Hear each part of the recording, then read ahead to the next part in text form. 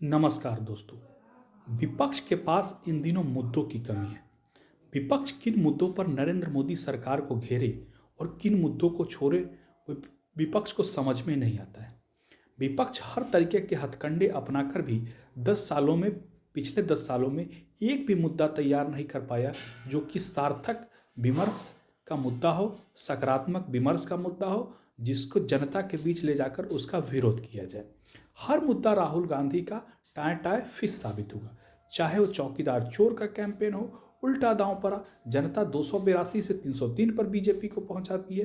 तो इस तरीके की क्यों ऐसा हुआ, इसका विश्लेषण करने पर हम यह पाएंगे कि राहुल गांधी और कांग्रेस और तमाम विपक्षी दल कहीं ना कहीं निगेटिव राजनीति कर रहे थे। यूपी में ही देखिए, यूपी में योगी आदित्यनाथ कितनी बेहतरीन काम कर रहे थे यूपी सरकार में, लेकिन वहाँ पर उस सरकार को बदनाम करने के लिए जब भूमाफिया पर, अपराधियों पर बुलडोजर चला, तो यहाँ पर अखिलेश यादव ने, जो कि पूर्व मुख्यमंत्री हैं उत्तर प्रदेश के और अभी नेता विपक्ष हैं, उन्होंने उस समय योगी आदित्यनाथ जी को चिढ़ाने के लिए बुलडोजर बाबा कहा। जनता ने बुलडोजर बाबा को फिर से एक बार बहुमत दिया और योगी आदित्यनाथ मुख्यमंत्री बने। तो जिस तरीके की नैरेटिव और कैंपेन विपक्ष इन दिनों भारत की राजनीति में चलाना चाह रहा है, वो हर जगह पर मुद्दे पर टाय टाय फिश हो रहा है, क्योंकि वो मुद्दों में दम नहीं है। चौकीदार चोर हो का कैंपेन आप बनाते हैं तो जनता 282 से 303 पर पहुंचाती है। क्यों? क्योंकि कहीं ना कहीं नरेंद्र मोदी पर वह विश्वास देश की जनता को स्पष्ट तौर पर दिखाई देती है, क्योंकि बहुत दिनों के बाद देश में एक ऐसा नेता आया है जो देश की जनभावना को, जनमानस की भावना को समझता है।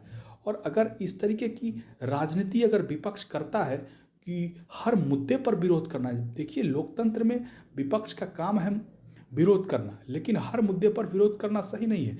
जैसे अगर पाकिस्तान के दो टुकड़े हुए 1971 की लड़ाई के बाद, तो उस समय के जनसंघ के नेता और देश के पूर्व प्रधानमंत्री स्वर्गीय अटल बिहारी वाजपेयी ने इंदिरा गांधी को समर्थन दिया था। ये अलग मुद्दा है कि उन्होंने दुर्गा इंदिरा गांधी को कहा था कि नहीं कहा था, ये बाद में उन्होंने इसको खारिज भी किया था, लेकिन समर्थन कम से कम दिया था। तो देश में जितने भी अच्छे मुद्दे हैं उस पर उम्मीद की जाती है कि आप सरकार का समर्थन कीजिए। सरकार से टकराव हर मुद्दे पर उस समस्या का समाधान नहीं है। विपक्ष का काम कई मुद्दों पर अगर सही काम हो रहा है देश में, तो उसका समर्थन करना भी होता है।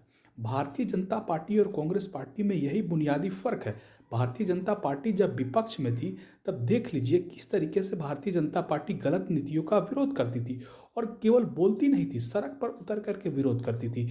अगर गैस के दाम बढ़ते थे, पेट्रोल के दाम बढ़ते थे, डीजल के दाम बढ़ते थे, तो सड़क पर उतर करके प्रदर्शन किया जाता था। उस समय के जो भी नेता थे, सुषमा स्वराज हो, स्वर्गीय सुषमा स्वराज हो या स्वर्गीय अरुण जेटली जी हो, उन सभी नेताओं ने विरोध किया। सड़क पर उतर करके हर कोई विरोध करता था। स्मृति ईरानी से लेकर के नरेंद्र मोदी, लाल कृष्ण आडवाणी, यहाँ तक कि आम कार्यकर्ता उसका विरोध करता था।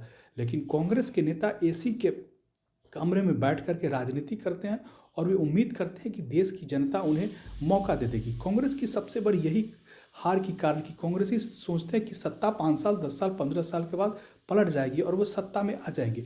ऐसे सत्ता नहीं पलटती है, सत्ता पलटती है अपनी मेहनत के दम पर, और कांग्रेसी वैसा मेहनत करना ही नहीं चाहते। भारत जोड़ो न्याय यात्रा करने से कोई खास फर्क भारतीय जनता पार्टी के सेहत पर पड़ने वाला नहीं है।